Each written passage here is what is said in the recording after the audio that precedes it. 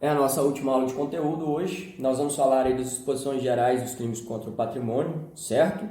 E aí, teremos uma aula extra aí semana que vem, um encontro extra, na verdade, não é nenhuma aula, que nós faremos aí uma revisãozinha para a prova, tá? Sempre os mesmos, né, presentes aí. Essa turma eu tenho certeza que não vai passar nem perto de prova final ou algo do tipo, tá? Vocês podem ficar tranquilos com isso aí, que isso é batata. Tá? Só diga, alguém vai falar aí? Que prova final, rapaz? Não fez nem do segundo bimestre ainda, tá preocupado com a prova final, relaxa, vai dar tudo certo. Vamos lá então? Aula hoje, mais tranquila impossível, tá? Pura letra de lei. A única coisa que não está escrito aí no nosso código, no nosso código penal, é o nome dessas discriminantes aí, dessas desculpas, tá? Receberam o nome aí via doutrina, deixa eu só, vou desligar o microfone todo mundo aqui, hein? Qualquer coisa é só chamar. A doutrina deu um nome específico para essas disposições gerais aqui. E ela chamou de escusas absolutórias, tá? Escusas aí, ao pé da letra em italiano, seria desculpas, tá? No sentido de desculpas. Seriam as desculpas absolutórias, as desculpas que seriam capazes de tá difícil hoje. Desculpas que seriam capazes de absolver ali o réu, o condenado, aquela pessoa que cometeu aquele crime, tá? Beleza aí? Tranquilo? Relaxa. Vamos lá? Deixa eu só um minutinho que eu esqueci um negócio aqui. Vamos lá. Artigo 181 no nosso material, na página 181 também, certo? Aí está a letra de lei, não foi colocado nada a respeito, porque não tem muito o que ser falado não, tá? A não ser esse nome aí dado pela doutrina. Quem ficar até o final da nossa aula aí, eu vou dar uma questãozinha de prova hoje, certo? Em respeito aí a vocês todos que nos assistiram aí todas essas aulas, né, que estiveram presentes aí, são sempre os mesmos, tá? Isso não vai para o YouTube, no final eu vou parar a aula do YouTube, parar a gravação do YouTube e vai ficar só para vocês que estão assistindo a aula. Se vocês vão passar isso para frente aí já é com vocês, tá? Mas aí, me lembre aí da questão de prova que eu prometi para vocês, tá? Vamos lá. Artigo 181. Para começar, quem gosta de marcar, de passar um marca-texto, é isento de pena. Essa é a parte mais importante do artigo 181. É isento de pena. Quem comete qualquer dos crimes previstos neste título, em prejuízo. Qual é o título que nós estamos falando? Os crimes contra o patrimônio, tá? Então, desde lá do artigo 155 até a receptação, se nós tivermos aí alguma dessas situações previstas nesses dois próximos incisos, a pessoa que comete esse crime está isenta de pena. Em qualquer situação? Não. Nós vamos ver exceções, como tudo de bom e sempre estará presente no direito. Tá? Lá no 83 tem as exceções. A exceção da exceção. Tá? A gente vai falar daqui a pouco. Certo? Então, artigo 181. Vai ser isento de pena quem comete qualquer desses crimes deste título. Lá, furto, estelionato, receptação, apropriação indébita, lá, pegou o dinheiro da mãe, não devolve, né? Ou pegou a Tupperware da mãe, né? A mãe nunca cobra o dinheiro, mas a Tupperware ela cobra, tá? Eu passo por isso direto, né? Ou qualquer outra coisa aí. Você pode estar devendo 50 mil para ela que ela não vai te cobrar nunca, mas deve 2 Tupperware para você ver. Ela sabe até a cor da tampa. Incrível, tá? Vamos lá. É isento de pena quem cometeu esses crimes desse título contra cônjuge na constância da sociedade conjugal, ou seja, o casamento de fato, um casamento que estiver em vigor, vamos falar assim, tá? Esse casamento aqui deve ser entendido em sentido amplo, ok? Não é só casamento, aquele casamento no papel, no cartório, etc e tal, não, tá? Hoje nós entendemos aí como casamento, para questão principal de questão penal, qualquer situação que envolva o matrimônio. Então isso envolve união estável, união homoafetiva também, tá? Tudo isso aí está incluso nesses quesitos nossos aí, beleza? Isso não é analogia em Malam-Parton, tá? Os tribunais já decidiram que isso não é analogia em Malam-Parton. Vamos lá? Contra o cônjuge, né? Contra o marido, a esposa ou o companheiro ou companheira.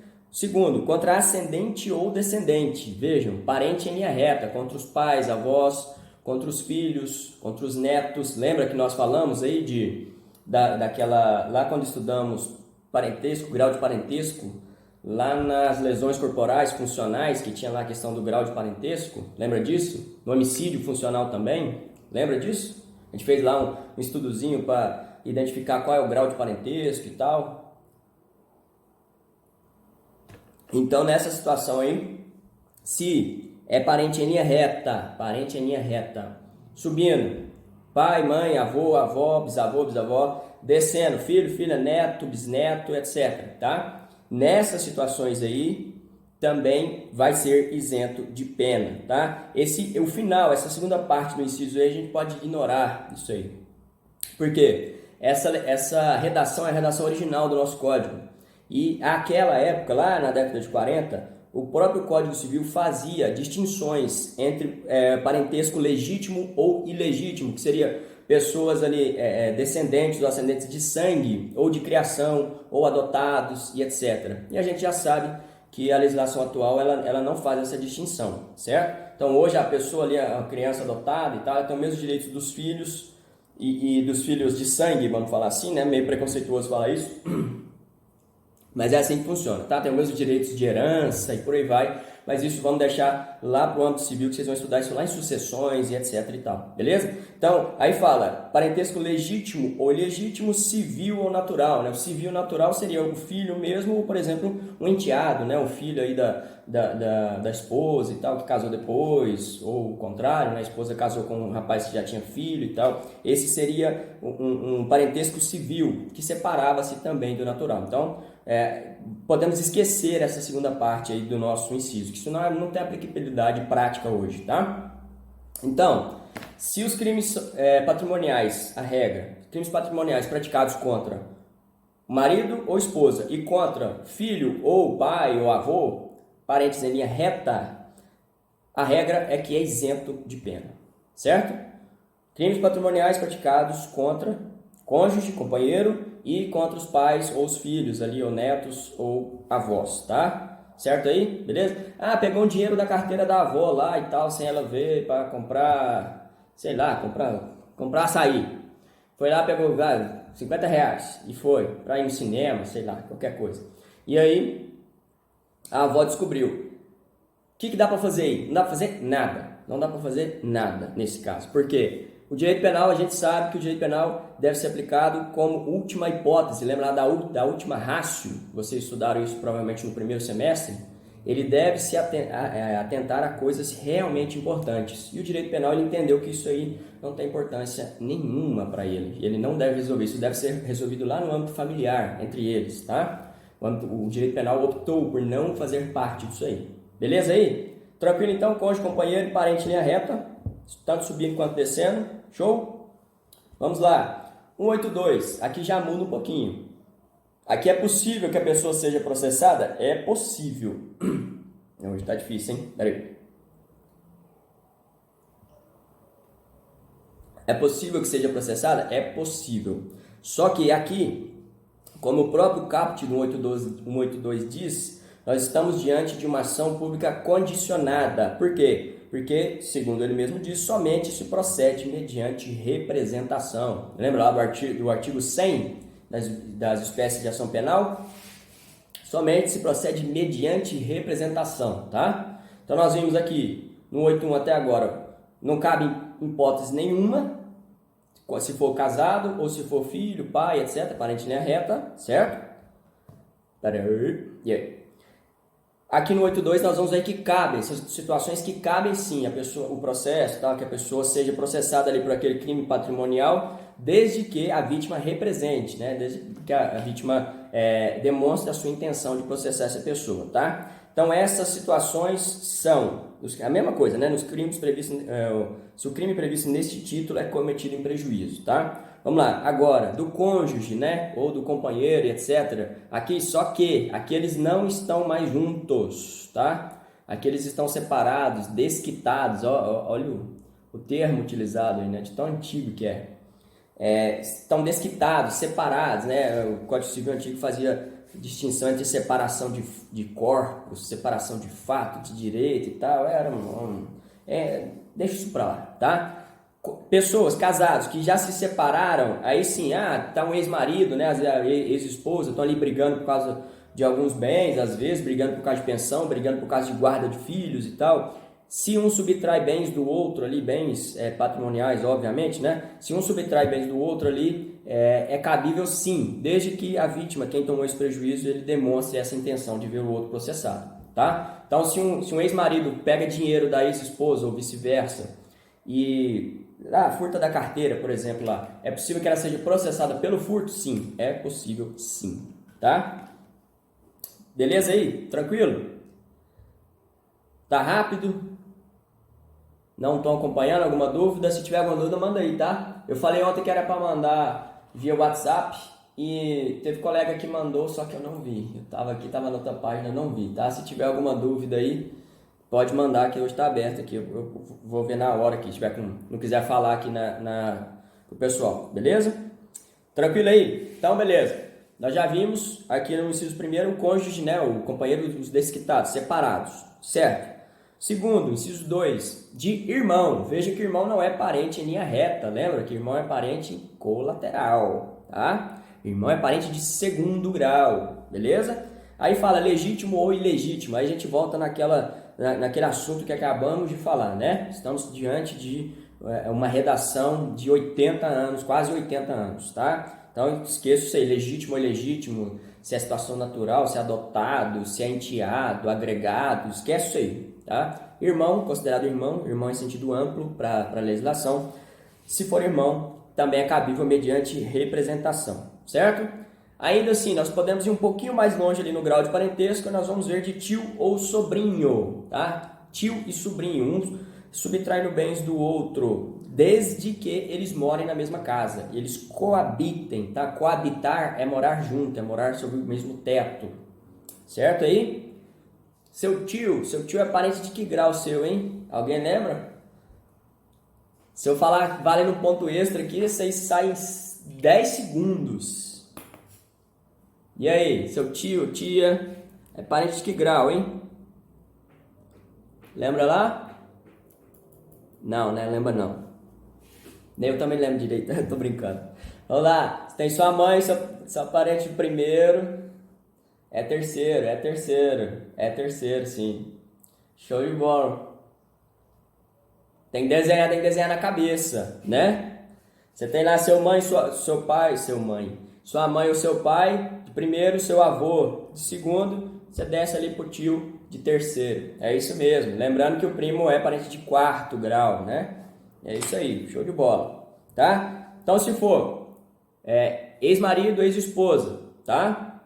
Irmão ou tio e sobrinho aí que convivam na mesma casa, que moram na mesma casa, nós podemos ver esse agressor do bem jurídico, né? Esse agente do tipo penal aí do crime processado. Ele pode ser processado sim, desde que a vítima demonstre, né, tenha essa intenção que socorra. Show de bola? Dúvidas até aí? Nós vimos aí situações que não cabem, de hipótese alguma, e agora nós vimos situações que cabem, desde que a vítima queira que socorra. Beleza? Tranquilo aí até agora? Sussa. Deixa eu ver quem mais está aqui. Tem os moita, né? Sempre os moita, né, Ronaldo? Ronaldo é sempre o moita. O Ronaldo é o moita da instituição. Tem sempre os moita. Quem não sabe o que é o moita é aquele que só fica ali caladinho, ali, só assistindo e tal, só vendo os trem errados acontecer. Não destaca, né? Porque prego que destaca, vocês já viram. Vamos lá. Né? Tô vendo, Ronaldo. Tô só te observando aí. Vamos lá. Nós vimos situações que não cabem, que é o 8.1. Situações que cabem desde que a vítima queira que ocorra esse processamento desse criminoso, né? Que não deixa de ser criminoso. E agora nós vamos ver o quê? As exceções, tá? As exceções, certo? Que é o artigo 183. Não se aplica o disposto nos dois artigos anteriores. Obviamente, os dois artigos anteriores são os dois que acabamos de estudar, tá? Primeiro, se o crime é de roubo ou extorsão, ou em geral quando haja emprego de grave ameaça ou violência à pessoa. Veja, se eu tenho violência, se a pessoa foi lá e subtraiu o dinheiro da avó ou da mãe, sei lá, para comprar droga e ameaçou ela com a faca e tomou esse dinheiro dela, veja, por causa da presença da violência ou da grave ameaça, eu não posso falar que esse agressor ele vai ser isento de pena, tá? Não é possível. Vê aqui, todos os exemplos que nós demos até agora, nós falamos de furto, falamos de estelionato, falamos de apropriação indébita, né? Falamos das vasilhas lá, falamos de receptação e etc. Não citamos hora nenhuma crimes em que havia presença de violência ou grave ameaça, tá?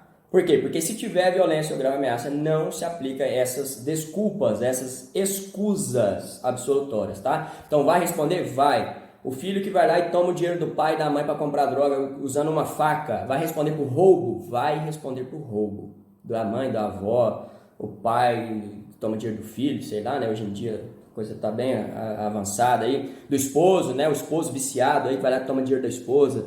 E por aí vai, certo? Se tiver a presença de violência ou grave ameaça, nós não aplicaremos essas desculpas, essas escusas aí absolutórias. Beleza? Dúvidas aí? Tranquilo? Então vamos.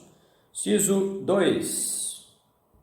Ao estranho que participa do crime. Isso aqui é importantíssimo e costuma vir como pegadinha em prova, tá? O cidadão quer lá comprar 50 gramas de maconha para fumar com um amigo dele lá, e ele vai lá na bolsa da mãe dele junto com um amigo de fora da casa, não é parente nem nada. Ele vai junto com um amigo dele lá, ó, vê aí que minha mãe tá tomando banho, fica vigiando aí e tal, que eu vou ali pegar na bolsa dela 50 reais para nós comprar a erva. E aí, eles vão lá, ele vai e participa. O filho que foi lá e subtraiu, ele vai ser isento de pena? Vai, porque ele cometeu um crime de furto contra a mãe, né, que é um ascendente dele, não teve violência ou grave ameaça, beleza. Ele, entendido aí nessa situação, como ele ficou ali vigiando para que aquilo acontecesse, ele é entendido como coautor, tá? Não vamos entrar na história de partícipe aqui não.